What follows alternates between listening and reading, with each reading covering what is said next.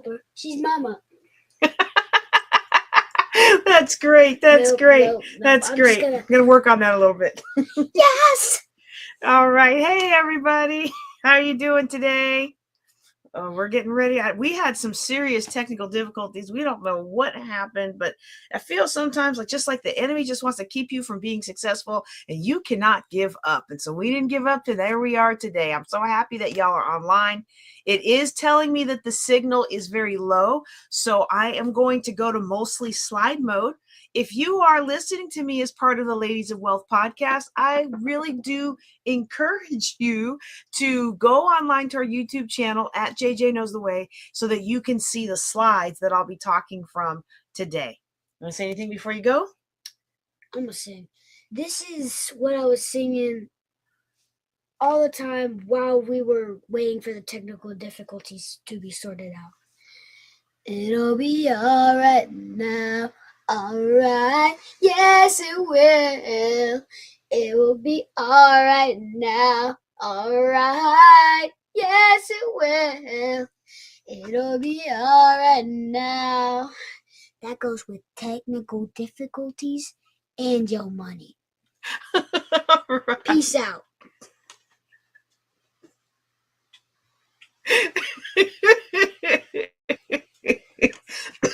I said, peace out. Okay, they heard you. I hope you noticed I was wearing Wonder Woman glasses. I did not notice that.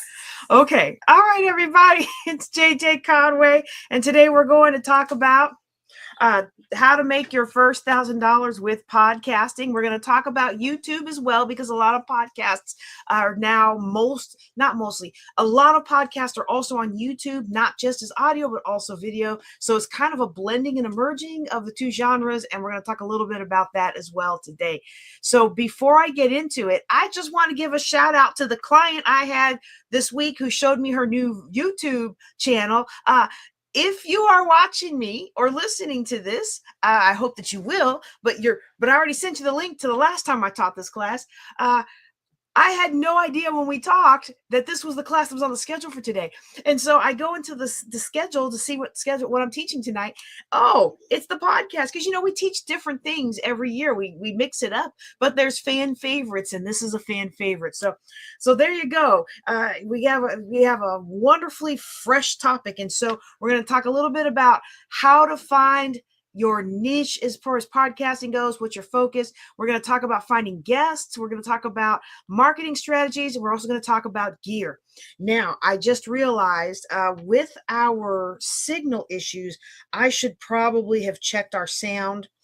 I am in the process of buying duplicate gear so that I have the gear that we took to the studio downtown and the gear here, since it seems that I do most of the podcast recording from these recordings, and then all the good stuff is at the studio to record with, interviews with. So hang on just a second. Indulge me with just a little bit here. Let's see how that sounds. Make sure it's not sounding too toppy. Yeah, the signal's really bad. So I hope that you all can hear me. Here, take this out there and see if you can test it up. Turn the sound on out there and see if you can hear it. Okay, and then turn the sound back down and come back in. Okay, just in case, I'm going to try a headset. Let's see if that's any better. Let me see if that's any better. Because I couldn't hear my phone. Testing. Let's see if that's any better. Can someone vouch for me if that's better? Because I want to make sure that y'all can hear me, especially if you're not going to be able to see me,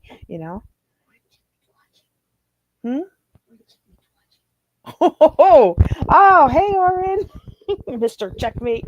Little one is very thrilled to see that you're watching. I'm sorry, y'all. I'm so excited to be here with y'all today. We're just going to go ahead and get started. Hopefully, he didn't tell me if he can hear me. It's spinning. Oh, it's still spinning? Okay.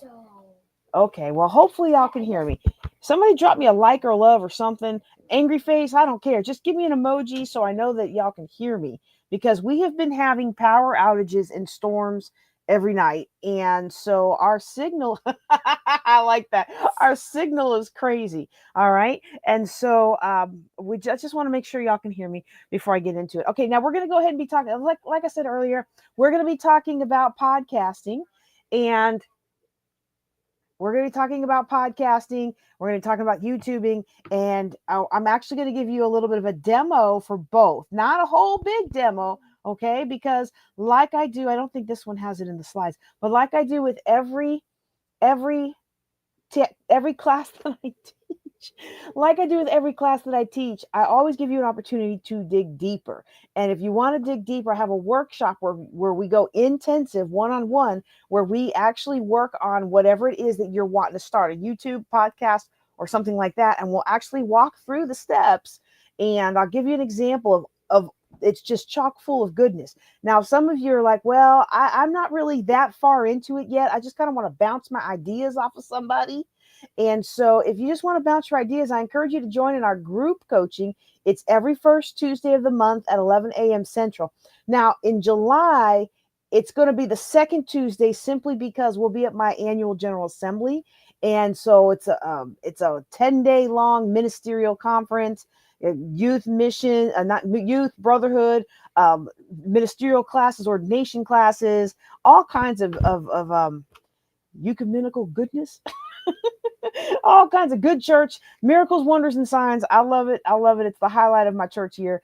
And so, of course, I will not be teaching any classes related to my business during that time. Oh, hey, I'm so glad that you're on today. Hi. How are you doing? All right. All right. So we're so happy to have you all on today. Let's go ahead and get into it. And like I said, for those of you who are used to seeing my smiling face, we are having a lot of storms and power outages. And so I am just going to primarily be on slides today, but I'll be here. If you have questions, drop them in the chat. All right. Okay. So what we're going to talk about, I think I already summarized it, but let's just make sure. I am going to talk a little bit about recording gear. I'm going to talk about how you can edit on a budget and still have very high quality sound. I'm going to talk about distribution, marketing, profiting, and I want to talk about how to last. Outlasting your competitors is really the key to success. And sometimes you can get further than everybody else just by outlasting them. And, I've gone through ups and downs with our sound quality because we keep trying new things, and then it's really, really great. And we finally figured out the problem. The problem is this computer. And the problem with this computer is I love this computer, and I'm trying to get my stuff off this computer and start over on another computer, but I just love this computer. It's so pretty. It's my chocolate drop, and they don't make them anymore. But she doesn't work for the podcast, so she doesn't work with the mics and the gear and the things like that. And so sometimes you have to go with a good, better, best model. So we'll talk about some of that kind of gear that you can use to get started, and then where you might want to upgrade along the way. All right, so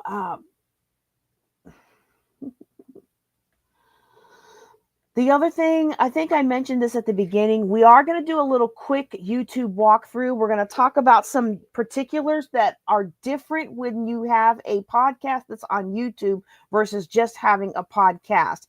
And more people are finding that they build a stronger relationship with their audience when they're also on YouTube. But YouTube is a different skill set than podcasting. And honestly, I'm doing okay on YouTube. I make all right. I make all right money. I don't make enough to support a household yet, but I'm on my way. And, but it, we don't want to stress about not being able to do all things. In fact, I think that deserves a little segue here. And I'm going to try to come back to that later on if we remember. A lot of times we get stressed out because of all the things we can't do. We talked about that last week. And we really got to focus on the things that we can do. It is better to pick a genre and be really, really good at it than to try and do everything. Now, when I was younger and they first came out with the internet, and I was one of the first people to do web design and build commercial websites for people because I thought this whole new internet thing was so cool. Back then I had a blog and I could do audio and video and do whatever it is that I needed to do. And as life happened, those things became more complicated. Like I wish I would have put some of those videos on YouTube back then, right? But as you get more experience and you get more into it and you get to where you're making higher levels of money, it's actually not as easy as you think to do all of those things. Back in the day, I thought, okay, well, I'll make a video and we'll extract the podcast, and we'll take the transcript and we'll make that into a blog post. And it's really kind of different nuances. So don't try to do everything when you're just getting started. Try to do what you can do well. And when I first got started podcasting, making my podcasts, my classes back then were over free conference call. So I had, who remembers that, with the Maxwell Mondays? I would take my lunch break and I would go out to the car and I would teach John Maxwell content. And I would mix in a little bit of my own financial lessons, but for the most part, they were John Maxwell lessons, with a little bit of financial advice dropped in here and there. Because why? I knew that the John Maxwell lessons worked. And if I know something works, I want to use what works. My stuff doesn't always work. Somebody like John Maxwell, who gets paid $100,000 a year to speak, and he's written books, and he said, "Here, JJ, take my content, use it, be the legs to my legacy." Well, if he's going to give me that access, well, I'm going to take it. And that's how we actually got started, was with those Maxwell Mondays. And then at FinCon, I was encouraged by the FinCon podcasters to just get out there and do it. And then I took those recordings and I had like 8 months of them, and I still was too embarrassed to release an episode. Why? Because I was worried about being perfect. And the problem is, a lot of us get so worried about being perfect that we never get around to actually doing the thing.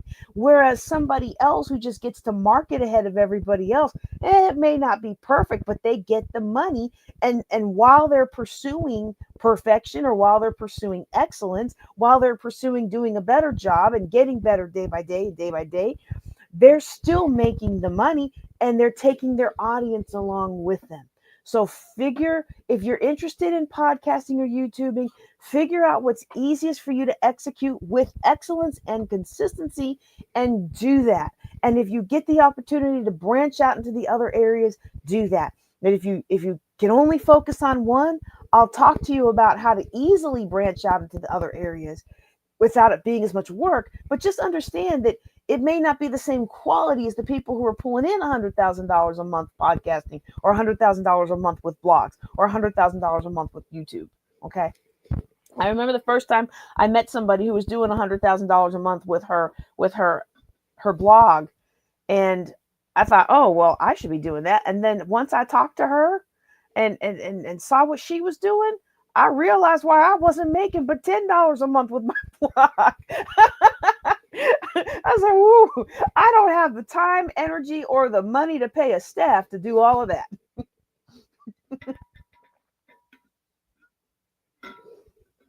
But you can do a whole lot with just a little bit of elbow grease. So don't be discouraged. Don't despise small beginnings. Let me say that again. Don't despise small beginnings. All right. So next slide. Ooh.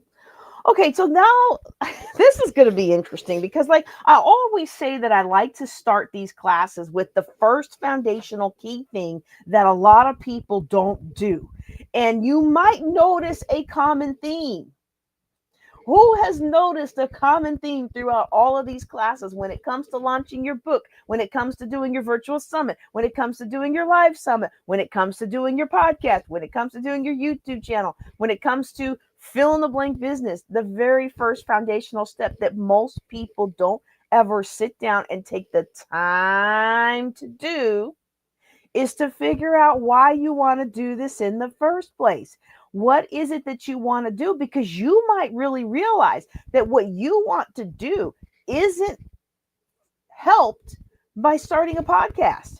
Okay? Because when people come to me and they say, JJ, I want to start a podcast. Can you show me how to start a podcast? I'm like, yes, I can show you how to start a podcast. And the very first thing I ask them is, what do you want to do? And then what do they say to me? They say, oh, I want to spread my message, and I want to sell more books, and I want to sell more courses, and I want to get on better stages. And I'm like, you don't need a podcast for that. What you need is not your own podcast. What you need for that is you need other people's podcasts. So when you've got other people's podcasts, now you can do all those things. And in that doing, you don't have to do all the back end. You don't have to be the one that posts consistently. You can bounce from place to place to place to place to place, expanding your audience and building relationships with other people's audiences. Okay. And so that's one reason why it's really important to understand your focus and understand that if you're going to do a podcast, you have to be focused on the main thing that is the reason why you are doing this thing. Because you might find some people say, oh, I want to have a podcast so I can sell courses. Okay, sell courses. But did you know a podcast takes a while to build that on ramp? Now, if you've already got a following, all right, you've already got a following, you've already been in news and media, you've already been like you're a successful coach or a well loved teacher, and you've already got an audience, okay, you've already got an audience, then you might be able to accomplish this sales aspect of podcasts a little faster. But if you're like I was starting out, didn't nobody know who I was? Didn't nobody care who I was? And anybody that listened to me for 2 minutes, they weren't sure I really had anything useful to say. And so that's a different goal. And so we want to understand that. But if you have a message and you have a platform and you know that you are called to use this medium to spread that message to help change lives, you're good at interviewing people and you want a platform to do it, you've got some great magnetism on camera and you want to share your life with others and you feel like that's really going to help people elevate their lives, then yes, podcasting is absolutely the best thing for you in that respect. Okay, but we want to understand why we're doing it, to whether or not we even need a podcast, and then we want to be very clear on what our podcast is about. Okay, because here's the dealie. You could be like me. Okay, I went to the Air Force Academy. I don't talk to people much about the Air Force Academy. I have my origin story of being at the Air Force Academy, being told I couldn't declare my major because I was black, declaring it anyway, being the first black physicist in the Air Force, right? A lot of people know that story, but that's not really what my podcast is about. And every once in a while that'll trickle through, but that's not what my podcast is about.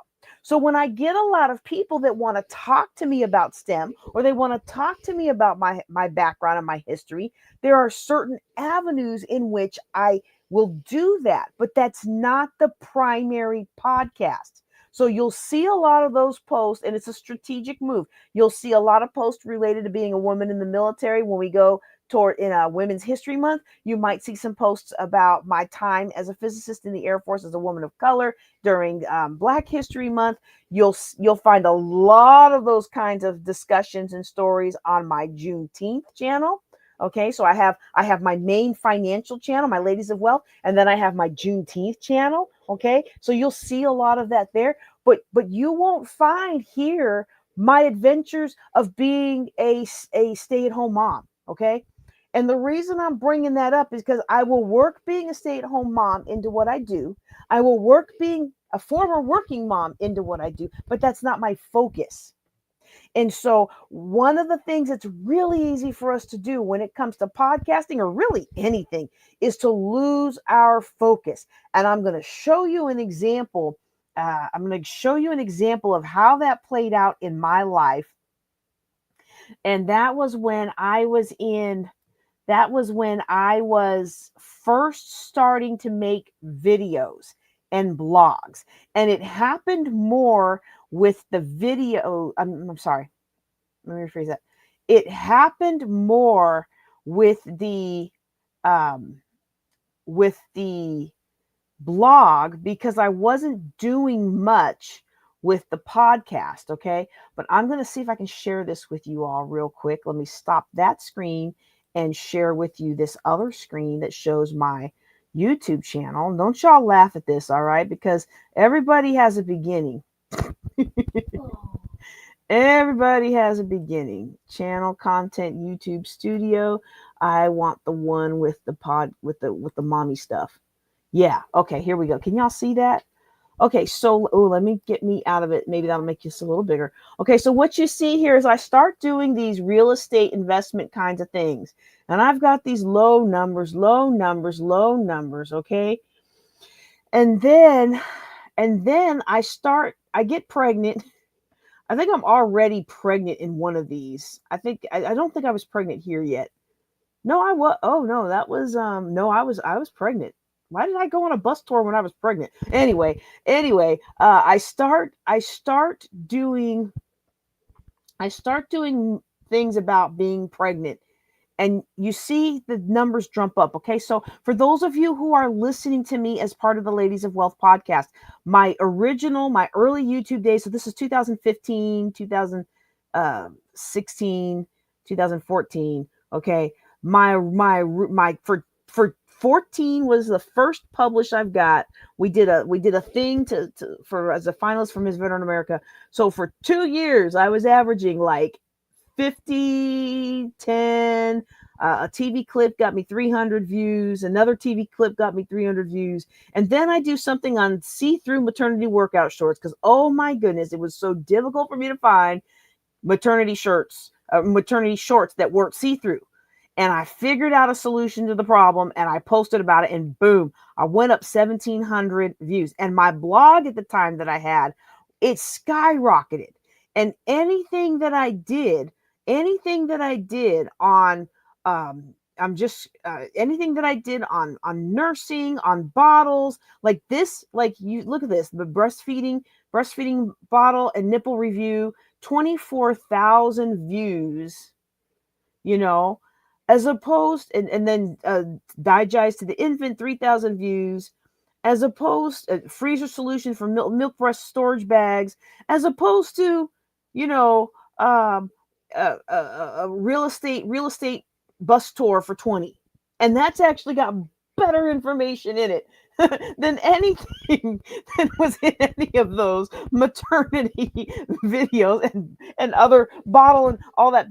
But I got so turned around on that because of those numbers that what ended up happening was I swayed my blog and I swayed my YouTube channel. I didn't have the podcast yet. I swayed my blog and I swayed the YouTube channel to be about breastfeeding and to be about being a mom, and you know, then I talked about the experience 10 years ago when I was, you know, in these meetings at the Pentagon and the CIA and all these other places and trying to breast pump in a bathroom because nobody had rooms back then. And then the second time around they had rooms and it was such a blessing, you know, and the Pentagon actually had a really good nursing mothers room way back in the day. I built them a website. It's probably gone now because it wasn't government, but you know, back in the day you could do stuff like that for the government.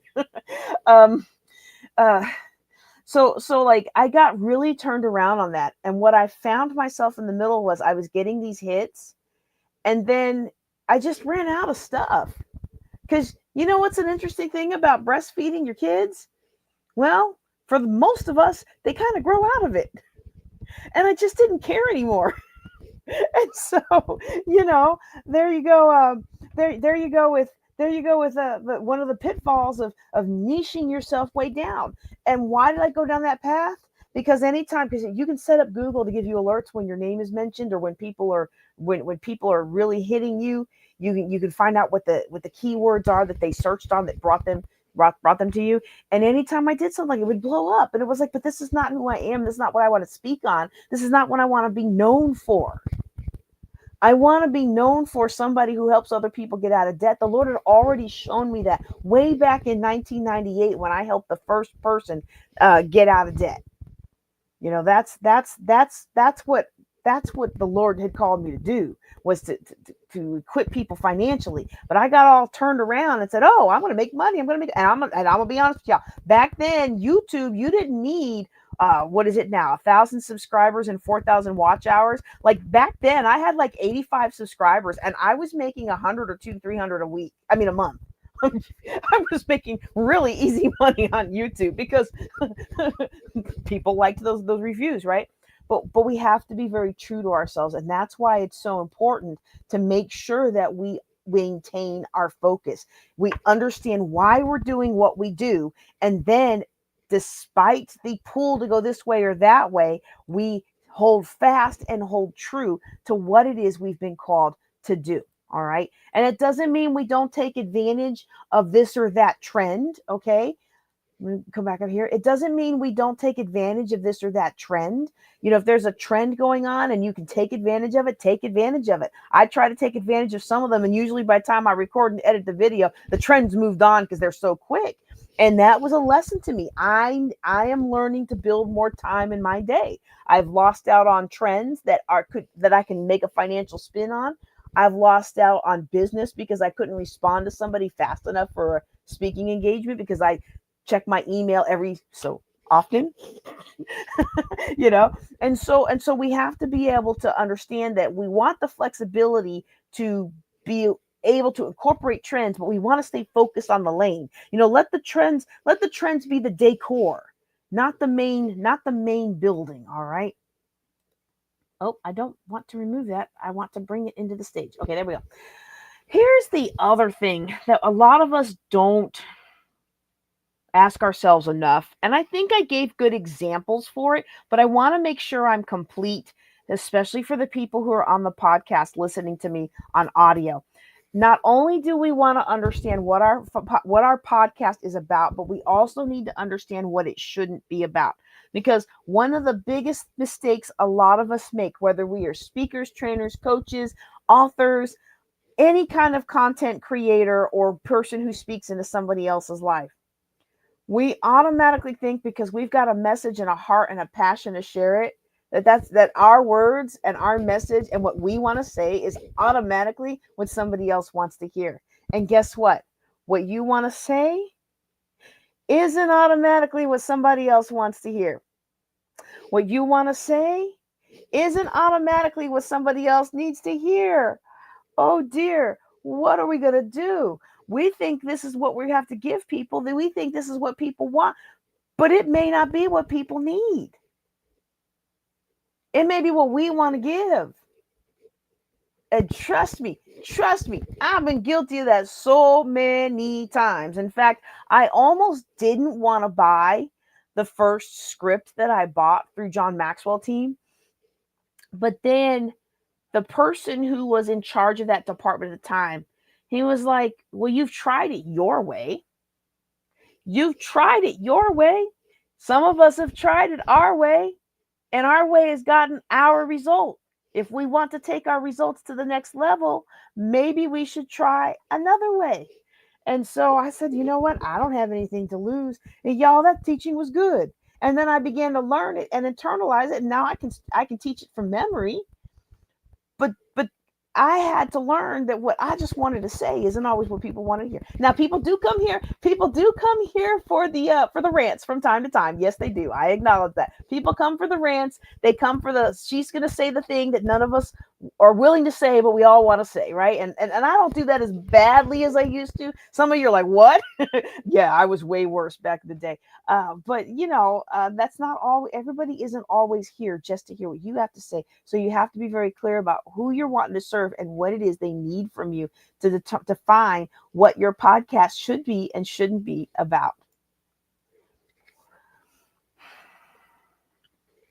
All right. So now once you've determined why you're doing the podcast and what it is you want to get out of the podcast, then it's time to record the podcast. And so one of the really cool things about our modern technology that really did not exist the way it does now is that we all have these wonderful personal computers that we can use for recording. Now, I will be honest with you. I have tried several different recording options, and even some of the ones that are very powerful, that are paid, I still don't like them. I still love my old high-Q recorder that I have on the Samsung, which is now the phone we use for my son. If I have to run to the store, I miss the old high-Q recorder that I have on Samsung. I don't even know if y'all can still. This is not a Samsung. This is a Motorola. What am I saying? Samsung. I don't even like Samsung phones. None of them are paying me, so I really don't care, right? But get off there. I really like this recorder. This is a great little recorder. And what's a shame is they took away the ability to record phone calls. But when I had that car accident that almost ended my military career, it was a real benefit to me because I could use that app and it would record both ways. It would record both sides of the phone conversation. It doesn't do that anymore. But for me, this is hands down the best recording app I've had, and they don't make it for iPhone. So if you've got a good recording app, let me know. But even without using that app, even with just using the one that I'm using right now on iPhone, which is a very good one that another speaker recommended to me. What is it called? Record Pro, Voice Record Pro. Wait, exit. Can I exit? Oh, nope. I don't want to delete anything. Okay, well, let me just get out of it there. It's this, see if you can see that. It's this icon here. That one there. This is the best one I've found so far. What I don't like about it is it's very obvious when you're recording. And I know some people like that because they always want to know that you can look at somebody's device and tell when it's recording. But I don't like to do that because I do a lot of investigative work. Right? Not investigator like private investigator, but like when I'm traveling and I'm trying to get information for a podcast, or I'm trying to learn more about a local area or all that stuff. I record things because of my injuries, and if I'm tired, I don't always understand stuff very well, and I don't record it because I'm trying to entrap anybody in anything. But when people see that you're recording, they behave differently, and it's not that I'm recording because I care about entrapping anybody, but I don't want to remember something wrong and then report it wrong when I relay my research or anything like that. And so for me, I find it very distracting that app has a big old, it puts a big old thing like, and I'm like, there's no incognito mode, but I understand the reasoning behind it. I'm not mad at the reasoning behind it because if somebody's recording me, I'd kind of want to know too, but I'm not using it for that reason. So I really would prefer that it's not so obvious, Anyway, you can get started with very simple equipment like your cell phone. And this program that I'm going to show you for editing also does recording. In fact, there have been times where I have, no kidding, just plugged a mic up into the computer and used Audacity to record. Now, I'm going to be upfront with you. If you have listened to my podcast for the last 7 years, you will notice that there was like a nice little string in the middle where my podcast quality of sound, my sound quality was like professional, Dave Ramsey show, all these other big name show quality podcast. Well, again, if you, how do I want to say that?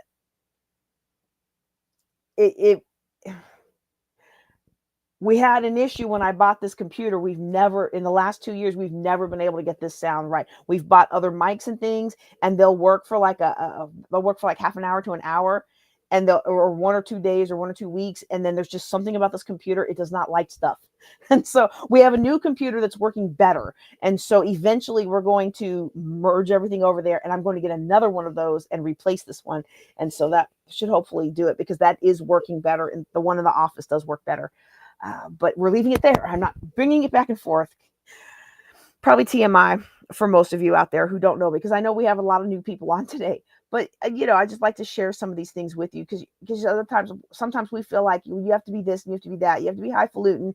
You have to have all this education, or you have to have all this money to pay somebody else to do these things. And you don't. You can just be a regular, normal, fallible human being who makes mistakes and gets confused sometimes and doesn't understand everything in the world and isn't perfect. And you can still have a good time and change lives and make money with your podcast or your YouTube. All right. So when it comes to recording, my biggest thing is it's more important to get started. It's more important to get started than it is for you to get everything perfect. And you say, well, why would you say that? I don't want to get out there if I'm not perfect, especially in this day and age of AI. People are more hungry for imperfection than ever. I'm not saying have a whole podcast filled with ums and ahs. I know I tend to stutter at times. I never really knew it about myself till I went back to editing my podcasts again. So for a while, I had a staff that was helping me. I had 2 virtual assistants that were helping me with various aspects of my business.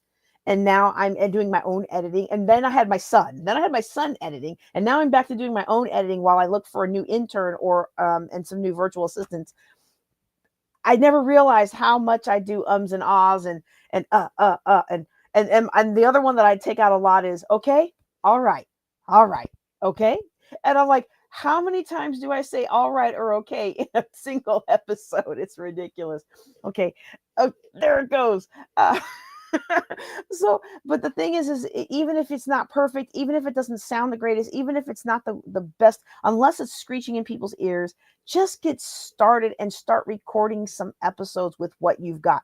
And the next slide, I'm going to show you one of my favorite ways to get started. Everybody has access to this if you're listening to me in the United States. Now, if you're in another state or another country, I mean, you may not, but everybody's going to have access to this. But I do want to focus on the fact that, remember, no Norway. Okay, this is a lesson I used to teach at Air University. There's no one right way. There's a way, and this way worked for me, and that way may work for you, but there's a way, okay, that works for me. And there may be another way that works for you. There may be another way that works for them and for them and for them.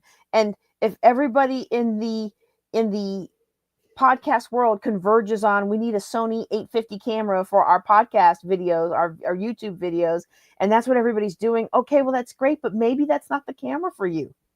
Maybe there's something else for you. Maybe there's something that you've got in the background. Okay. Now I'm going to be self-conscious every time I say, okay, I probably need to stop doing that. Well, let me show you what you can get started with super easy. Okay. This is actually the earbuds that I'm wearing right now. Is that exact one that I bought. And I like them so much that I went and I don't have it here. Oh, they must be in the office, but I went and bought a bunch of them. I just went and bought a bunch of them because, like, I travel a lot. And one of the things that happens when you travel a lot is things break, so when you find something that's really good, oh man, I forgot I had this. I forgot I had this. I've been keeping them in a Ziploc bag. Anyway, let me pull that out so I'll remember that I have it. I was just going through all these drives today. Okay. But yeah, I just bought a bunch of them because things break. Okay. But these little earbuds, they make decent sound. Does this sound as good as my professional mics? No, they don't sound as good as my professional mics. But one thing I found out about my professional mics is my professional mics, sometimes they don't feel like working. Okay. And like I said, I've got this computer that they don't work in. Now I will show you some more professional mics later. I did bring this one home from the office so you can see it. But this is what I'm wearing right now. And it works very well.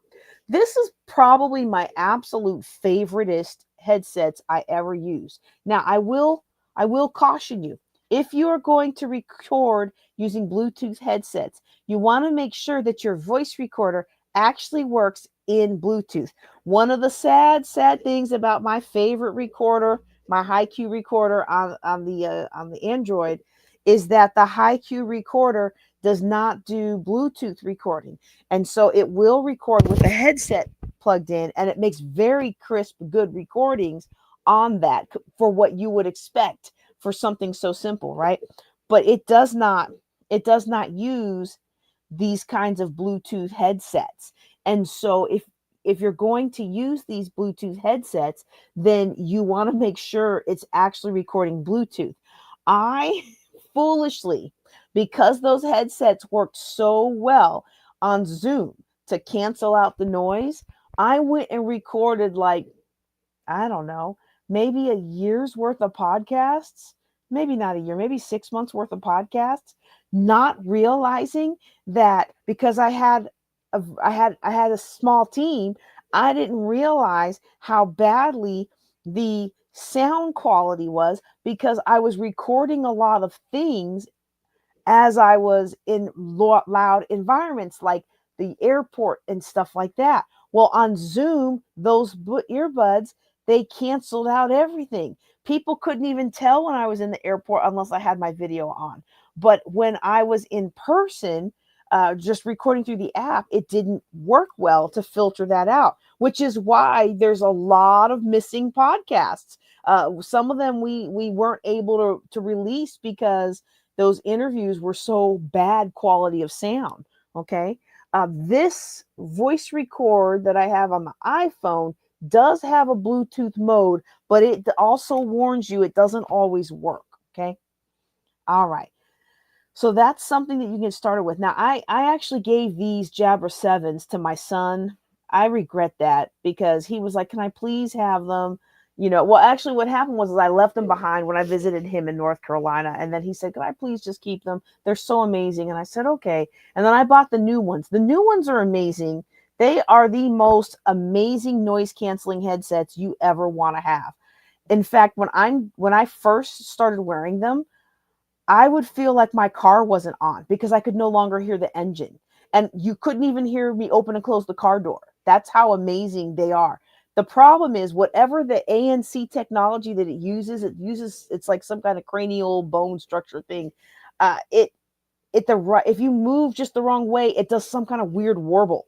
And so I'm still looking for a replacement for those for sleeping. But when it comes to recording podcasts and stuff, they are pretty amazing. Okay. So these are really good ones too. All right. Another one. Oh yeah, something I do want to recommend. Oh, you can't see that, can you? Let me see if I can fix that on the slide real quick. Because you can't see the price difference thingy there. Can I make this a little smaller and bring that down some? Okay. All right. Can y'all see that better now? Yeah, there we go. Okay, so I wanted to make sure that you guys saw this because at first when I gave my son mine and I bought the new ones, I like the new ones, but I also use these for sleeping to drown out the background noise. When you live in a very full small house, there's a lot of noise. And these new fridges, I swear, they are making all kinds of noise. You think the whole robot army is rising up every night. And so I want to show you, I almost made the mistake of getting excited thinking, oh, they're only $99. Let me go ahead and get it. And then you realize, wait a second, this says save with used like new. I don't want used like new because I don't know. You know what? Back when I was broke, I did what I best I could with refurbished stuff. But I find that a lot of refurbished stuff, it just doesn't work as well as long. And I'd rather it work for a long time. And so then I look down and I see buy new down here. Now I want you to be aware of that because these are going to be increasingly harder and harder to get new, but these are, in my opinion, the best earbuds I've ever had. Even my 10s that I have now, they're excellent for canceling out noise. I love using them to listen to stuff driving on these Texas back roads because it drowns out the very loud road noise. But you know, I miss being able to do my other things that I want to do with those. Okay, so that's something else that you can try. Now this is Audio Technica 2100. And it's interesting because I looked out there and just to see if there was a new mic that people were recommending. And I haven't found one yet. There's other mics that people are recommending, like the mics in my office are Shure's. They're a step up over these, but as far as getting started, this is one of the best mics you're ever gonna get. It does not work with this computer. None of these mics work with this computer. But this is a really great mic. This is the Audio Technica 2100, I believe it's called, and it's come down a little bit in price since when I first bought mine. Okay, one of the great things about this particular one is you have both, can you see that? You have both the, I'm about to make a fool out of myself here, but it's all right. You have both the official sound connectors and the computer sound connector. And I don't know what this one's called, but this is the big dog one that everybody always uses to connect all your equipment. And then you've got, if you can see it there, you've got a USB-C right there, so you can plug it directly into your computer. This one I would use in my office because I have everything plugging into a Zoom podcast dealy, a little Zoom thing that mixes all the sound, everything, that all 4 mics and everything like that. Then you also have, if you see here, let me see if I can show it to you on there. Okay, there, if you see here, this little black fuzzy thing is called a pop screen. Okay, and what this does is it filters out, like if you or those sounds come out a lot louder on your audio than your regular voice does. And so they call those pops. And when you put this on, this pop screen or pop filter, it filters them out before they get to the mic. Now there's another kind that you can get that is it looks like a stocking. I don't have one handy. I know I've got one over there, but I don't want to send my little guy to look for it. Oh, I forgot to mention, the Audio Technica comes with this really neat little travel mic. Now, and this mic, y'all, when did I buy this mic? Okay, so I started the podcast in 2018, but I didn't produce an episode until 2019. And so I don't think I bought this one until 2019. I think I tested the concept first, and then I went and bought this one. But still, that's 6 years. And this thing travels with me in a very not... Somebody's probably like, well, that's probably why it doesn't work. No, it's the computer. The mic still works great. My Shure mics, I have I carry them in their case when I take them with me. Like when we set up at TMEA, I put them in their styrofoam and their boxes and everything like that. But you don't need that. You don't need that to get good sound. The reason I use those is to get more consistent sound with multiple interviews and multiple people. If you're just doing a podcast, this ATR 2100 is perfect for you. Okay. This what you can use to get started. And you say, okay, well, that's what I can use to record. Well, what if I don't have a good phone to record on? You can still get, I don't have any slides for it, but you can still get little voice recorders that don't cost very much. You can use your computer to record on. You could, y'all. Technology is such a wonderful thing. Of all the frustrations of COVID, one great thing about that resulted from all that tragedy is that Zoom is very well developed now. And so you can take your phone, create yourself a Zoom, and record yourself. And it's a poor quality video. I'm going to admit up front, Zoom still hasn't cornered the market on video, but Zoom does really well with audio. And so you can do something like that, and that is a free account. Okay, you get your Walmart mic, your free Zoom account, and the cell phone service you're already paying for, and you're good to go. Well, I can't afford a cell phone. Find a place on Wi-Fi. Zoom works over Wi-Fi. Okay, you should be able to. Actually, I think you need a phone number for Zoom. I think you need a phone number for Zoom. If somebody has struggles with that, let me know, and we will look that up. Okay, we will look that up. Oh my goodness, I am really moving slow on these slides. I guess I just like the concept. All right, so once you get your recording, okay, once you get your audio recording, now you've got to edit it. You want to take out some of the ums and ahs. You don't want to take out too many because you don't want to be super perfect. Super perfect doesn't sell anymore. But you do want to be able to edit. Now, let me get in here. One cool feature about this app that I really haven't been able to use as much yet, make sure there's no names on here before I show the world. Okay, one of the neat features of this app is that you can actually edit. And this is why a lot of the speakers who recommended this to me, they like it, because you can actually go in here and you can do you can go in here and you can edit your audio. You can edit your audio. You can do some advanced edits. You can go in there and you can actually edit the waveform, and you actually do trims and all kinds of advanced stuff that you can't do on a normal simple record thing.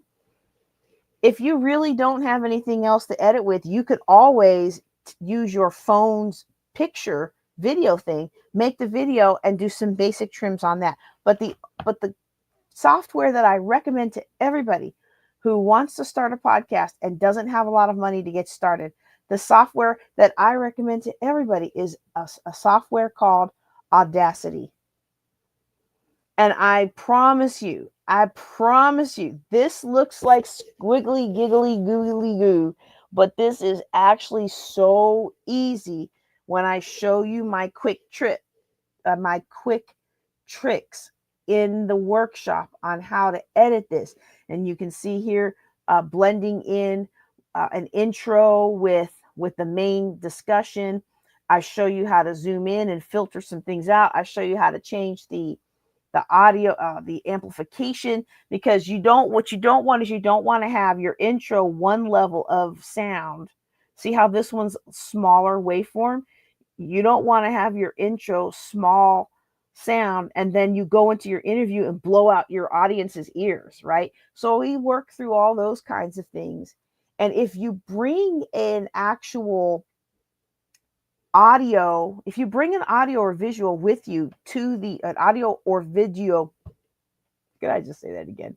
If you bring an audio or video to the workshop, then what we do is we actually edit that. And when you're done, we have a complete thing. Okay. So there's a couple other things that you will want to know about. Okay. So before we get to YouTube, let me clear that out. A couple other things that you're going to want to know that I did not have slides in this for, because when I originally built these, it wasn't as big of a deal. One of the big issues you're going to want to know about is finding content that is not going to be copyrighted or that you can have license to use for your intro and your outro if you're going to use music. And one of the unfortunate things I learned the hard way is that the music you get licensed to use on Facebook is not the same music you can have license to use on YouTube. It's not the same if you go through those platforms and you pull their music. So when I edit a video in Microsoft has certain musics that you can use when you make videos through Microsoft, but you can't use that music if you post that video to YouTube. Similarly, Facebook has music that you can add to your videos, but you can't extract that video and then put that on YouTube. YouTube has creator licenses that you can either get through YouTube or you can do like I do. I went through another company that I had bought a lifetime access to when they were first getting started. And it's been wonderful these last couple of years using their stuff. You have the, whoever you're getting that through, you might have that. If you get it through YouTube, you may not be able to put it on Facebook and any of the platforms that Facebook uses or owns, that Meta owns. Okay. So you want to be aware of all of those things. Do you need intro music to have a podcast? No, but it's nice. Can you find some royalty-free intro music? Sure you can. Can you find some royalty-free intro video? Sure you can.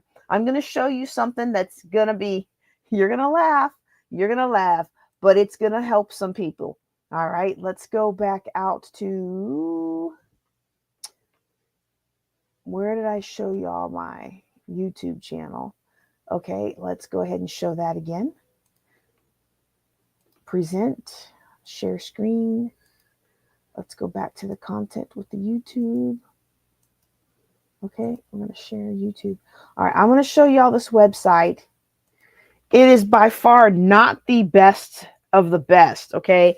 Other people have other things they use, but this one has been free for me and no. I almost changed off of this. I meant to change off of this one. Okay, Pixabay. I think Pixabay is actually run through iStock, because you notice when you search for something, the first row is always iStock, okay? But they have music that you can look for, okay? You can have music, and depending on the license of whoever it is, you know, you find something you like let's see what this is. Brain implant, future design. I don't know if So I hear it. I say, okay, you know what? I kind of like it. Let's oops, let's go click it and let's find out what I'm allowed to use. Free for use. Okay, free for use. Okay, let's see what he says. He addresses it here. If you receive YouTube copyright claim, send the link to your video and I will release the claim. Okay, now in the workshop, I will show you what I do to prevent any more of these claims. I figured something out. It's not canon or anything. And like I said, remember in the beginning, remember Norway, there's no one right way. So, but there's something that I do that has eliminated so far the copyright claims on the music that I use for the intro and the outro. And y'all, the intro and outro music I used to use, I actually paid really big money through another provider that did some video work for us as part of a company that I'm a part of. And they produced some amazing promos. And I wanted all of my music on all of my things and my branding to be the same, because one of these days it was going to be a household name, and when you heard it, it was going to be you were going to think of JJ Conway. And so I wanted everything to be the same. Well, I kept getting copyright strikes. What somebody else had done is they had taken that music and they had created their own song with that music. And because they were the first person to upload that music and claim the rights to it, this thing that has been like in marketing spheres for like 20 years or something, now anybody else that produces something with it can get a copyright strike. And I'm like, here's my receipt. I bought the video this came from in 2019 or 2018 or 2017, whenever it was that I bought it. But it was years before he did his thing. And I could never get them to release it on YouTube. So I said, you know what, forget this. I have this wonderful account. I was using it for other projects. I'm just going to use it for this one. And we're still playing around with it, but so far, so good. So far, no copyright strikes. So if you're interested in that, that is one of the things that we will work on together in the workshop. It would take me a little too long today to go into how to do that, but just a little snippet of music can help you. Another thing that they have here in Pixabay, let's go back. Another thing that they have here is you can also search for videos. Okay. And they have sound effects and other things, but you can also search for videos. So like I do a financial podcast. Maybe in my intro, I'll admit it, I'm pretty vain. My intro is all about me, but maybe I want to show a video of a happy family. This is why I think it's this is why I think it's sponsored by iStock, because everything, there's always the first line is always iStock. But like maybe I want to add that in. Maybe I have a Christmas thing coming up and I just want to add in a little video in the beginning of somebody doing something Christmassy, or well, that doesn't look very happy. Maybe when she opens the gift, she'll be happy. Okay. And so for those of you who are listening on the podcast, what I'm doing is I'm just doing some random searches on Pixabay, Pixabay.com. Not all, okay? Not all, but most of these pictures and videos and things are going to be free commercial use. I'm going to show you some that aren't. If I can get it. There are some that you're going to find that say for editorial use only. Okay, and I don't see her come up in this. There's some stunning, beautiful photos of this lady in a rice paddy, and some other ladies like her, and just gorgeous, beautiful, vibrant colors and everything. And she's not coming up in the search that I'm doing, but I'm on videos. That's why I'm still on videos. Let's go to photos. See if she's coming up with the photos. I still don't see her, but let's try this one. This one probably from the same kind of thing. Okay. Details.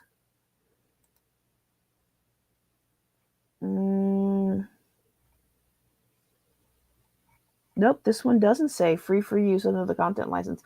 Okay. Well, I am not being able to, I am not showing you what I want to show you, but some of these, instead of saying free for use under the content license, which gives you pretty broad use to what you can do, you don't have to attribute the author or anything like that. Okay. You can't sell their stuff and you can't use it misleading, but you can do whatever else you want with it.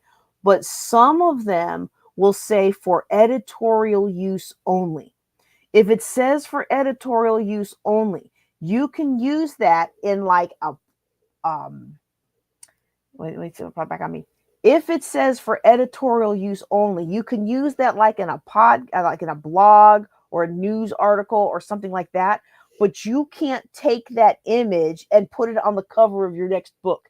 You borderline may not be able to take that image and put it. I wouldn't take that image and put it on the cover of my next podcast. Okay. If it says for editorial use only, I would only use it in a way that is public and that I'm not profiting from. Okay. It doesn't mean not profit. I mean, surely you put ads and stuff in your blog posts, but it's basically, you can use this. You can use this if you're writing an article about somebody in Thailand, but you can't just extract that and do other things with it. So be careful about that. But you want to look for these free ways when you're getting started. You want to look for these free ways to put together your intro and outro music, maybe your intro and outro video. You know, sometimes you don't have enough video to make your own. Now, the intros need to be short, 15 or so seconds. You can use some pictures. We had one time, we had a speaker at one of my conferences, and she sent me a bunch of pictures.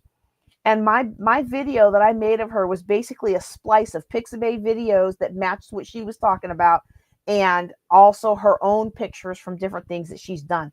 And oh, this is fun. I'm going to show you something else. All right. When you go into Canva, now I have a pro account on Canva. Pro accounts can create teams. If you feel like you can't afford a pro account on Canva, then you can go in and grab a couple of friends and y'all can be a team. All right. But one of the things that I want to show you here is, let's just do a new project. Okay. If you have video and your video of you or your I feel like I'm being a little disjointed because I'm trying to talk about the intros and outros. I realize I didn't make a slide for that. I'm trying to talk about the intros and outros, but I'm also getting back to the topic of YouTube, which is the next slide. Let me see if I've got a video here that I have uploaded of me. Okay. This is all okay. Let me upload a video. I'm just going to show you guys this live, which showing people stuff live can be an issue. Okay. Let's go into YouTube Shorts. Okay. I could use Dr. Jonas. Oh, here. Let's go with let's use Dr. Well, Dr. Fraser's got an amazing background. Here, we'll just use me. I don't want to. All right. Can y'all see that? Y'all can't see that. Oops. Hold on. Why is it not doing it? Okay, remove, stop screen, present, share screen. Oh, because it opened it in a new tab. Okay, sorry about that. Okay, here we go. All right, so now I'm putting myself in here, okay? I personally save. All right. This is me. This is me. That is like the boringest background. Okay. So let me go ahead and make this bigger. Oh my goodness. This is horrible. Look at that. So bland and so fuzzy. But you know what you can do? You can go in Canva. Let's put jungle, because my son just did a thing about elements. Jungle. Let's do the jungle. I will put that in there. Now, I would not do this particular thing, okay? I'm just giving y'all some examples, okay? We'll split that to the back, and then I'm going to take the background. You can take the background out of your videos.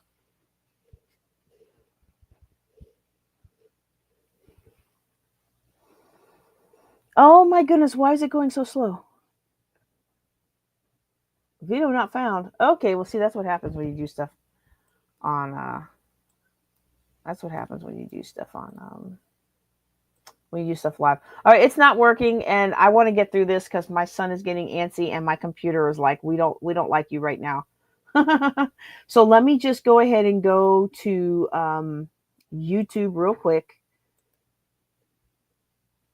Actually, I already showed you what YouTube looked like, so I'm not going to do that one. All right, let me just get back to the slides. Sorry, y'all. I'm taking a little too long on this. I recommended Audacity. This is a lot easier than it looks like. Okay, so it's free. The updates are free. It's been free for a while. There's a large community around it to help you. Okay. I probably should have shown this before I started digging into Pixabay and Canva and all that. But these are the kinds of things that you can do to help enhance your podcast so that it will be good for YouTube. Okay. Now I want to focus real quick before I go on this engagement versus money. Because when it comes to YouTube, oh, come on, I'm trying to go to present. When it comes to YouTube, one of the things that you have to be aware of is that there are different types of content. Okay, so what I'm showing you guys is the shorts that I've been posting recently. Okay, so you can see here on these shorts that these is like 41,000 views over here. Okay, but this is not making me a lot of money. These are shorts. People are on them for a few seconds. If anything, you make like 0.0001% for every short that they watch. Okay, that's different from when I go live. When I do live streams, it shows up in the live tab. My live streams don't get a lot of views. Okay. My live stream, well, okay, some of them do. My live streams don't get a lot of views, but then if you upload them as and edit them and upload them as videos, now you're getting more views. And oh, I need to fix that. That's from the YouTube channel. So when the podcast puts it on, it doesn't automatically monetize it. I have to go in there and do that. Okay. So for me, it's important for you to understand, if you're going to use YouTube, you have to understand the difference between engagement and money. Your engagement should translate to money. Stop screen. Engagement should translate to money, but engagement, you need both. You need content that people are going to stay on for a long time and watch and engage with. And you also need content that's going to put your channel in more people's feeds to help market your channel. So all those shorts, even though they have a lot of views, they're not making me a whole lot of money. So I can't take, I can't take any, um, I can't take any uh, thought so much to those, okay? Because those aren't the real deal, okay? Those are just great, and they help get my channel, but they're not the money maker, okay? All right, so I'm going to try to cover these last two slides real quick. Once you get your product the way you want it, there are a lot of different ways that you can go out there. YouTube, like we just talked about, is free. Putting something out there to your audience, if you have a mailing list, is free. It doesn't even have to be a downloadable. But, I like the downloadables because that way you're able to actually, have something where they can come back to and they can share with a friend and all that kind of thing, right? And so my favorite that I use is Libsyn, and I had a link to that, and I don't seem to have it here. Okay, but you should be able to get 1 month free with the code JJ Conway, whichever plan you choose. All right, and I like Libsyn because what it does is it ports all of your podcasts out to all the world. If you set up all the channels, so your Spotify and SoundCloud and Ghana in India and Google Podcasts, and Google Podcasts that is now using YouTube, so it puts to YouTube, and I've got it set up to go to my main YouTube, my Juneteenth YouTube. Like, you can set up all these different channels. I have 3 pages of channels that it goes out on, right?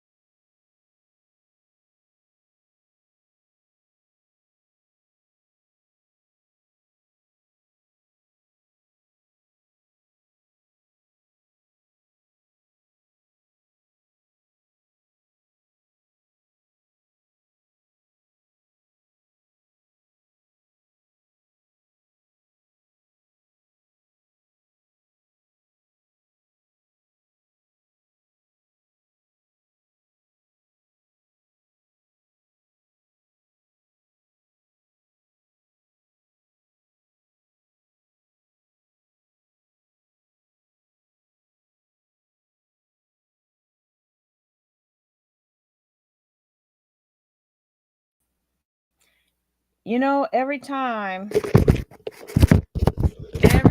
I tell myself, this class is going to be so short, I don't need to plug my computer in. Then the computer goes. And then the days that I plug it in, the class is short. I hope you guys are getting something good out of the class. Appreciate those of you who are still on. All right, let's see. Where were we? Oh, it kicked off my slides. Okay, let me put the slides back on. Okay. So I talked about, let me go back a little bit because I feel like I was rushing there. I just want to make sure I've covered everything that I said I was going to cover up to here. Okay, yeah. We talked about editing. We talked about my favorite program, Audacity. We talked about how YouTube. I did not talk about screen art. So let's talk about that real quick. We're going to go back into YouTube and we're going to talk about the screen art. And just give me a second to find, or to put up the YouTube again. Share screen. So we are going through Chrome tab.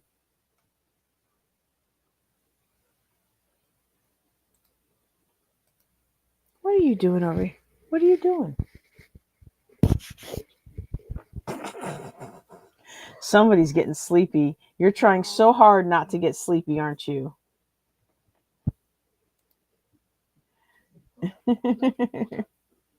Oh, hold on. I don't think I'm on the camera. Hold on. No, I don't think the camera's on. Oops. This whole time they've been looking at a black screen. I'm so sorry, y'all. So what I'm trying to do now is trying to pull up my YouTube channel. Okay, so I want to show you guys some channel art things. They need to see me. They can see you. They can see you. I'm trying to stay awake. Okay, share screen. So this has been an interesting thing for me because I realize I'm not the greatest at this. Okay, I am not the greatest at this, but I'm trying to be. And so let me show y'all my channel. Like you can see some of these are really good. Like this Elon versus Trump. That really catches your opinion. I mean, your attention. That really catches your attention. It lets you know right up front what the topic is. The pictures let you know what the topic is. Like some of these that have the big, this is the trend right now with the big titles. Okay. And some of you are like, wow, she's got a lot of narcissists videos up here. Y'all know I recently interviewed HG Tudor, and he has a channel about narcissism. And so you can see some of the channel art, and you want to make sure that your channel art reflects what it is that you're trying to portray, trying to talk about. One of the problems that I had is that I was just, one of the problems that I was having was that I was just doing whatever and it wasn't very consistent. Okay. And so then we said, okay, well, let's go ahead and have a consistent cover art like everybody else has. Well, this gets boring to me. I don't know about y'all, but this got boring to me. And then, so in the beginning, I don't know if y'all remember, in the beginning, the podcast would port to YouTube, but the podcast didn't do the videos. So then I would add a video, but it was okay because my video would look like me, right? My video would just look like me. And the podcast would have the cover art. And so you had a lot of variety in the channel. Okay. But to me, I want variety. I want the fun. And so then I'm sorry, I'm confused. I'm combining two different things. So what we were trying to do then was make a difference. Okay. So this is the video version of the 5 levels, but then, well, where's the other 5 levels? Oh, that's weird. Okay. So this is the video. So this is the flow of finance. Okay. This is the flow of finance, but this is the video version. This is what Libsyn pushes to YouTube. It pushes out to all these audio channels. But for YouTube, it adds your cover art and makes it a video. But I wanted people to be able to see a difference in the video. And then after a while, whenever I would look at my channel, I'm like, those big yellow blobs, I don't like the way those look. And so then we tried the smaller ones. And I still feel like this was boring. This is getting, these are getting more consistent views, but to me, I just like boring. So now this week these last 2-3 weeks we've tried this new one where we're trying a little bit of a different, whatever I'm wearing, which actually in all of these looks like it's the same. Sorry, that was too loud. Well, that didn't work the way I wanted it to. Yeah, I'm surprised because on his channel, this is like 1,500 views on his channel. But we just uploaded this. We just uploaded this one yesterday, so I guess that's not too bad. But when you look at, let me go back to YouTube. Let's say you want to do real estate, right? You want to look at what people in your genre are doing and the people who are making the most money, Let's just go to YouTube. Here's how I launch Amazon income stream. I don't want those ads. I shouldn't have done that. All right, let's just go back up to YouTube. What I'm trying to do is I'm trying to avoid it putting me into my dashboard. If you wonder why I'm being a little bit cagey about this, I'm trying to avoid it putting me into my dashboard where you see all of the where you see all of my stats and how much I've earned and stuff like that. I'm actively trying not to show that to you guys, okay? So if we go in here, let's see top kids videos. Okay? This is not a really good example in public. But you notice the titles are big. Let's do real estate. Let's just do real estate. Oh no, here, let's do this one. Let's do travel agents. Because a lot of people want to start travel agency businesses, okay? So notice how the channel art looks, okay? This is going to apply to your podcast as well as to your YouTube channel. You want it to be something that's easy to read. You want it to be something that's easy for people to understand what you're going to be talking about, okay? Like this is cute, but if I'm looking at this on my phone, I may not be able to read that very easily. It's cute though, so I'd probably still click it because she's got a cute style, right? But you want to make sure that you are making it easy for people to see what it is, okay? What it is that you're giving them so that they know. All right. Okay. I think we've done enough of that. Okay, let's see. Let's remove that one and go back to the file of our slides. Okay. I talked about screen art. I showed y'all the upload screen. I'm not necessarily going to walk you through that. We'll do that in the workshop. If anybody wants to learn how to do it, we'll do that. I think I was a little too ambitious when I said, oh, let me add in about YouTube. Okay. Okay. All right. So, all right. How to distribute. Yeah. So we'll do, if you are interested in YouTube, when you book your one-on-one, we'll walk through that. If you are interested in audio, what we'll do is we'll work on your audio. And either way, whether we do video or audio, oh, y'all can't see that. Okay, either way, when you book your workshop, we are going to either work on audio or video or both.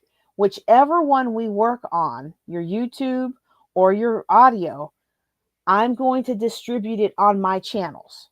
Okay. It doesn't have to be a Ladies of Wealth podcast. It can be your podcast, and we're just putting it out there to test the market so that you can see whether or not it hits, whether or not it lands. Okay. But in Libsyn is what I use to broadcast all of my audio stuff. And then I also use YouTube. So when I do a podcast, I do it through Libsyn. Libsyn puts out the normal one. Then I go into YouTube and I upload the video. And I know there's a way to do it, but I don't pay for a high enough plan to do it in Libsyn, because one YouTube video is like all of my gig for the month. So I just upload it myself, or my assistant uploads it. And so that's easy enough. But I do that, and that way we can see where we're getting more engagement, and we're really getting more engagement on YouTube. But of course, I'm not going to let go of these channels that I've been having in place since 2019, which is like what, 6 years. Now I'm not letting go of that. So, but yeah, when you work on the workshop, we'll work on finalizing your first product or editing one of your other ones that you've already done, and we'll put it out on my channel with whatever you want, either the video or the audio, or if we have time, both. Okay. And so the funny thing is, a lot of people think that the hard part is creating the content. I will be honest with you. The more advanced my YouTube channel gets, and the more views I get, and the more subscribers I get, the more that it becomes a job to do YouTube, because then I want to make sure that my research is absolutely correct. And I want to make sure that I am vetting my guests a little more. I'm making sure that, I'm spending more time like testing the equipment and everything. And whereas in the past, it was like, let's just go and have fun. I want to make sure it's a quality product. And so you do have to put some work into that. But for many of us who like to create content, the creation of the content is the fun part. Writing the book is the fun part. I shouldn't point to that book. I didn't write that book. That book is a rewrite of somebody else's public domain book that I used for this course. This is a study of the science of getting rich by Wallace D. Wattles. That book is almost completely a reprint of his book. It's not even my book. I should where's the self-image book? I took them out of the office. But writing the book is the fun part, because if you like to write, you love to write. Creating music is the fun part. If you're a music creator and you love to create music, creating a course, that's the fun part. If you like to create courses, because that's just something you like to do, you're creative. The hard part is taking that thing that you have created and now learning how to make it make money. And so that's where marketing comes in. And so there's two different aspects of marketing that I want to address today. And that is marketing for listeners, and that is marketing for guests. And when we do the workshop together, when you book, it's a one-on-one workshop, unless you want to bring it to the group coaching, in which case it's usually only a handful of people. So it's almost as close as one-on-one you can get without paying the high price tag, right? But when you bring your stuff to the one-on-one coaching, we look at marketing for your listeners. How do you actually get the listeners that you are wanting to get this? How do you get them to listen to it? And some of that is your channel art. Some of that is your distribution. Okay. You can't be the world's best kept secret. You can't be the world's best kept secret, because if you're the world's best kept secret, nobody's going to hear you. And people don't just always forward to a friend. Like, I can't remember the last time that I dropped a podcast to one of my girlfriends, like, girl, you got to listen to this. Because you know what I would have probably done is send them all of mine, right? But seriously though, when we want to get our podcast into the ears of someone who is willing and enjoying to consume it. The other thing we do is marketing for guests, okay? And so when it comes to marketing for listeners, I kind of already covered a lot of that with the YouTube channel art, and the other kinds of things that we can do to market for listeners is to be in places where people who might listen to our podcast will be. And so for my audience, a lot of times that's different Facebook groups. I guess I'm old enough that, the people that listen to me are mostly in Facebook groups. I've started reaching out on TikTok, and that's a whole nother adventure. And so, we're eventually I'll be able to give you some pointers on that. But a lot of times I'll be in a group and people ask a question, and I've already been giving to that group. And then I can be like, hey, check out this podcast on that topic. And of course it happens to be mine, And so it doesn't do it. I was about to say it doesn't do any good to have content out there if nobody's listening to it. It does from the aspect of when you get started, a lot of times we're not very good, but we have to start to get good. So if you start now, then by the time it matters more, then you will be good. And so I'm a big fan of starting now. And so we start now and we grow into being good. And while we're growing into being good, you know, we're refining our message. We're getting very clear about who we serve and what someone's going to get out of listening to us. You know, sometimes people want to solve problems. That's one type of podcast. Sometimes people want to escape from reality. That's another type of podcast. Sometimes people want to gossip about others and talk bad about others to feel better about their own crummy situations. Well, that's a whole nother thing. And that's not my thing, but it's a whole nother thing that you might enjoy, right? From time to time. You know, there's all kinds of reasons that people will want to listen to your podcast. Once you tap into that, now you know how to go find them. And I find a lot of subscribers through speaking engagements, through being out and about. I put my podcast on the business cards.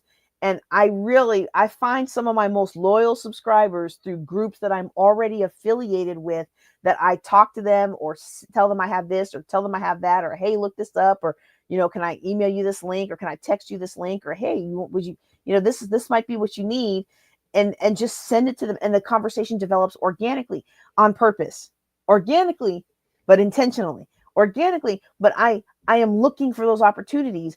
And I am joining groups and I am contributing to groups, whether in real life or online, where I can do that. My audience responds well that way. Your audience might respond a different way. You want to find what works to get them.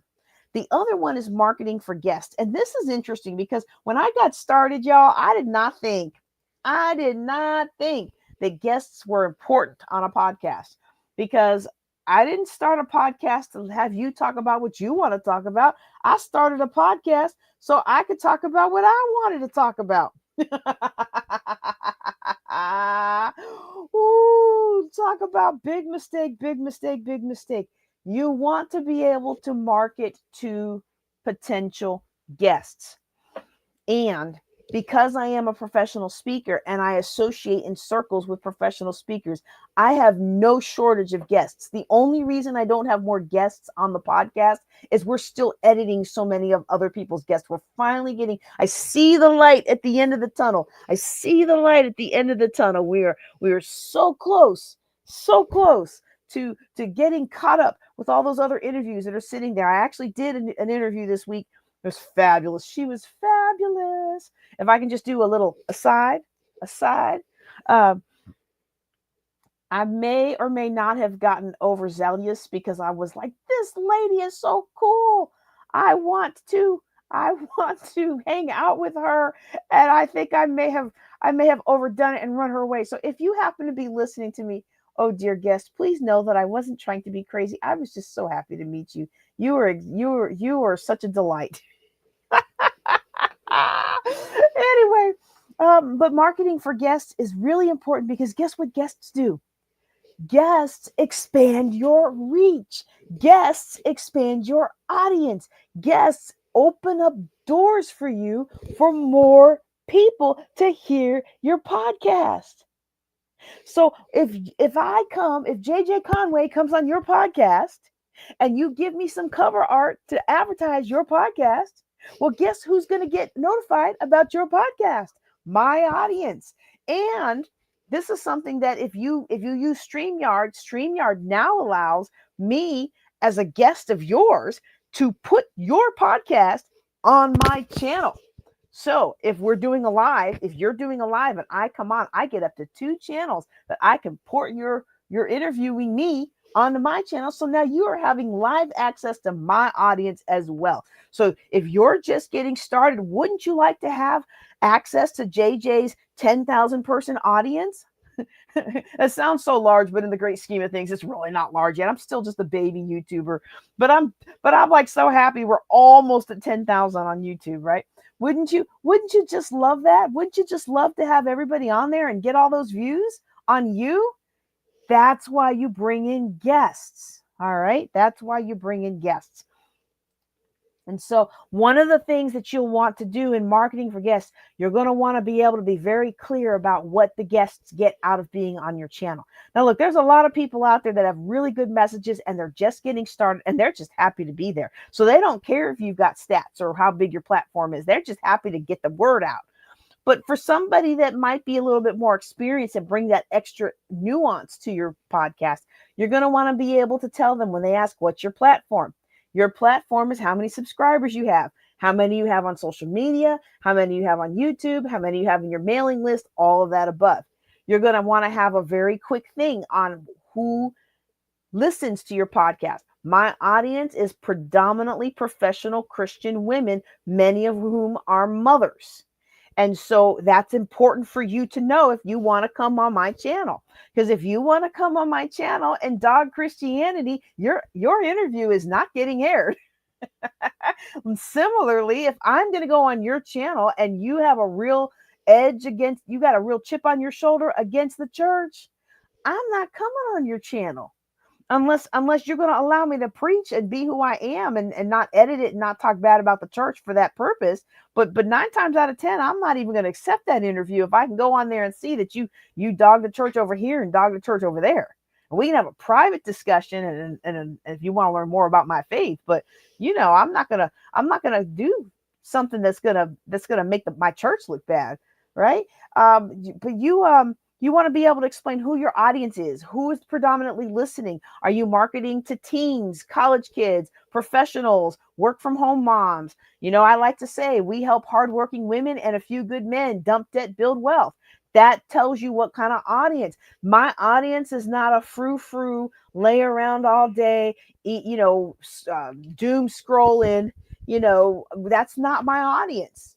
That's not the people who are attracted to J.J. Conway, right? And so you want to be able to quickly communicate that. You can make a little one-sheet flyer for your podcast. I don't think anybody really cares about that in this day and age. If there's so many people that are aching to get on a stage, on a platform, you should be able to find plenty of folks as you're starting out. And when you start to go after some of the bigger names, then yes, having that. Will you stop having that?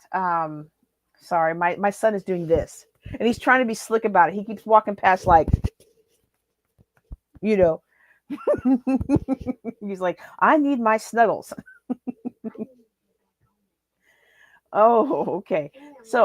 So the other thing, I'm sorry. I think when you're getting started, you can find lots of emerging speakers that will be happy to just jump on and you guys can have a great conversation. If you have good energy, then it'll be a great interview.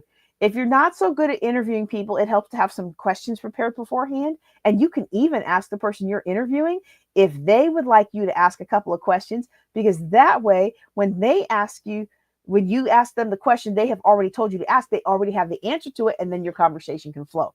Honestly, as a person, a professional speaker, I get a little bit frustrated when people are like, oh, we'll just wing it and we'll just talk and we'll just see how the conversation flows. And I'm like, okay, you either don't do your preparation, or your stuff so cold that you don't need the preparation because you've memorized it deep down in your soul. But most of the time, people who already prepared so well that they know their content deep down in their soul, they already can fire off 2 or 3 questions I want you to ask me, right? It's the people who are like, oh, I'm going to speak from the heart. And then you're like, but now we have nothing to talk about because the camera's rolling and you forgot what you were going to say. So you want to have some fillers and some little things like that to help gently get your interviewer back in the thing. But when you're marketing, I kind of got off topic there. When you're marketing, you do want to be able to explain your platform. It's how many people you reach. You want to explain your key messaging of your platform. Like, for example, I tell people, don't come on here talking about debt products. You can talk about debt in the context of your experience, but if you're selling debt products, I'm not airing that. I'm not airing infinite banking. I'm not airing some of these other esoteric financial products that don't apply to a wide variety of people, or that have been used to make one category of people wealthy on the backs of other people who those products were not appropriate for. Right. So like those are certain things that I just won't put on my channel. And sometimes I've let them come in the conferences because the people who are delivering them live a debt-free life, or they have some other really good energy and other things. And that just happens to be something that they sell. But for the most part, these are my lines. And if you want to come on the channel, these are the lines. And I want it to be a win-win. So you have all that prepared, and then you go out there and you find your guests. And the cool thing about finding guests is it's nowhere near as hard as you think. And so I'm going to talk a little bit about profiting, and then if you want to know more about actual places to find guests and have me walk you through actual places to find guests, I have a slide that I think mentions some of those. Probably not in this class, I don't think. But I do have a checklist of how we go through those, and we do walk through that customized to you. I don't want to throw out just a bunch of random names. I will throw out one or two that are still free, but I want to make sure that whatever solution we work on is customized to you, because I don't want you to waste your time on something that's not customized to you. All right. Okay, so now I want to talk about how to profit. And let me see how far we are, because I know the little one is just like, I've got 2 more slides.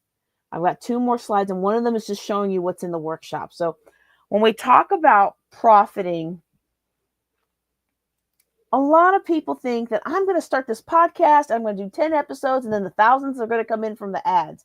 Y'all, I just got an invitation to start syndicating ads for my podcast. And that's actually really exciting. I haven't finished going through the application process. And, I'm concerned again because I don't want debt products or certain things sold with my podcast. And so, but I'm very excited about that, to be invited to do that finally after all these years. Right. But it's not usually the case that you're going to start a podcast today and get thousands of dollars from ads tomorrow, unless you already have a following or you're already accomplished in your field.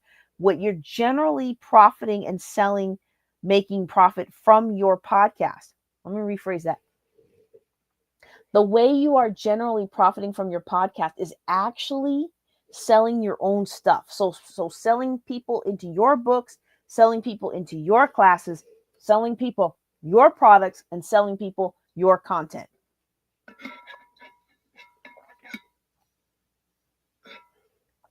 Getting ads and sponsors, you can ask for sponsors any step of the you can ask for sponsors. Hold on. You can ask for sponsors any step of the way. However, hang on a second.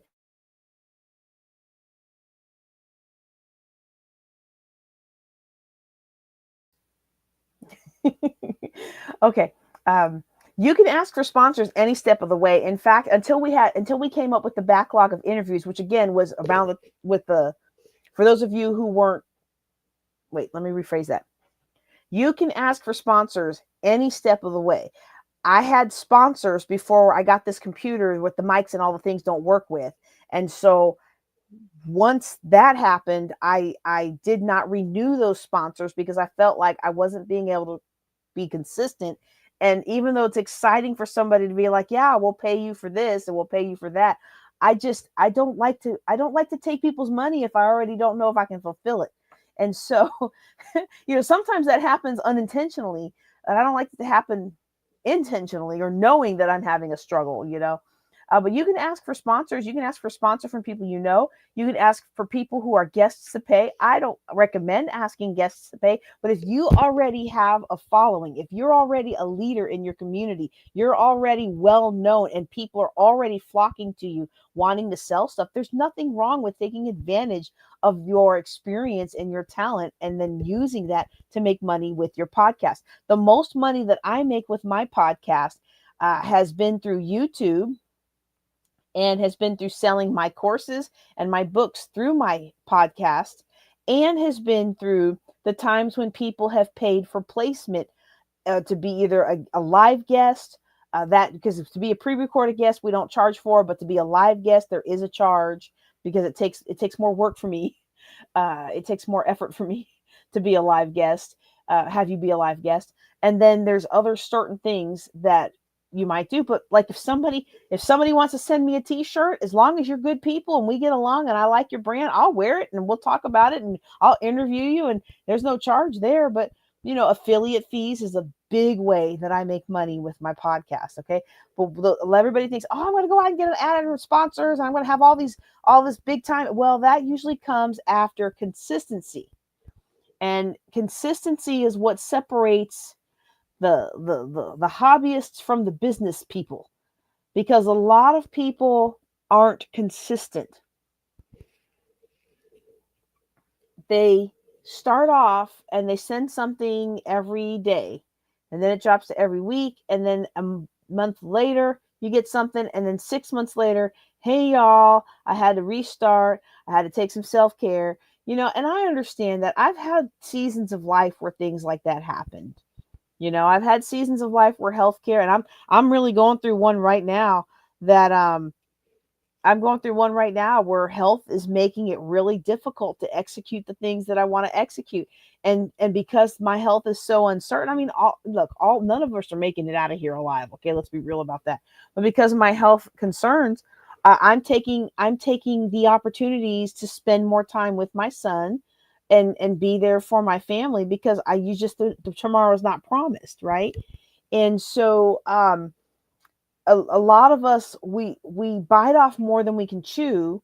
I mean, we're big and go big or go home people, right? Like, of course I'm going to go big, right? Of course I'm going to go big, but we don't sometimes realize, maybe instead of going all the way out, maybe we just do one. Maybe we just do one, and maybe we just do once a week. Maybe we don't do something every day. Maybe we just do once a week, and maybe we um, maybe we do once every other week, or maybe we do once a month, or whatever we do what you can to be consistent. Whatever you're going to be able to be consistent with, do that. Somebody once asked me, well, when's the best time to have guests or to have interviews or to teach your classes? It's whatever time you'll consistently show up. And when I launch a new class, if I put it where I can be in there and people don't show up, I don't stress out, oh, I should have done it early in the morning. Oh, I should have done it later at night. Well, my family early morning routine is pretty packed. My family late night routine, pretty packed, except for Thursdays. I get Thursdays. Okay. But I'm not gonna stress about that. This is when I was available. If the intended audience wasn't available, I either can have to wait on that content till more people come in, or I have to expand out who I'm advertising to, expand it out to a different audience. I think more of an audience. Okay, that doesn't really apply to the podcast. That was loud. Yeah, it's okay. All right. So you want, and now I like this phrase, consistency is a muscle. Some people think you're either disciplined or you aren't. You can build discipline. It's a muscle. And just because you build discipline in one area doesn't mean you have to become some boring old stodgy person who's disciplined in everything and never gets to have any fun. Okay, that's not true. But you can be disciplined in this, and you can put things in place to do this, and checklists and guide rails to help you be consistent, because consistency is what's going to get people to pay attention to you. An advertiser is going to want to know that they can trust you to be there when you say you're going to be there, and that they are going to get their money's worth out of you. That doesn't mean you can control whether they make the profit they want, but at least they can count on you to do your part. All right, I have covered a ton of stuff, but guess what? There's a ton more I have not covered. So if you would like to dig into this and you would like to learn more about this, you can book a one-on-one workshop with me. It's a $500 value. We're offering for the first 5 action takers at only $99. It's a 2-hour workshop, and we go through all kinds of details with what I have talked to you about today. If you are listening to me on the Ladies of Wealth podcast and you can't see the slide, I encourage you to go out to youtube.com/@JJKnowsTheWay so that you can see this slide and see it's too much for me to read, all of the things that we get done in just those 2 hours. And we do the planning so that you can take what we learned and you can apply it, or you can teach somebody else on your staff to do it for you. And you can also bring a staff member if you already have them so that they can learn as you learn. Okay. All righty. I think that's my last slide. Yep, that's my last slide. I really hope that you all will take advantage of this wonderful offer for me to do some work with you on your podcast. And again, you'll have it to distribute in your channels. And if you want, I'll distribute it in my channels as well. Well, that's all I have for you tonight. I'm going to say goodnight and go snuggle my little Bugly. And I think he wants to come back and say goodbye to y'all. Good night to y'all. And it's so far past his bedtime. But I told him if he could stay awake and be quiet during the class, he could come back and greet you. And so here he is.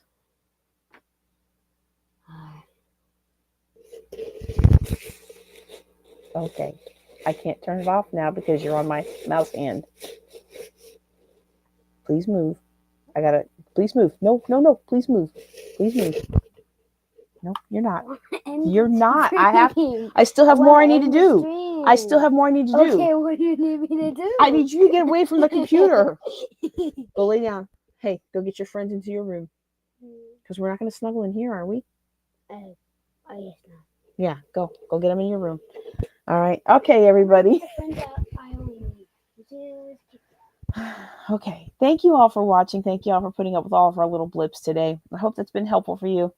And I hope that you will start your podcast, your YouTube channel, or whatever it is that you need to start in order to be able to start sharing your voice and using your voice to profit your future.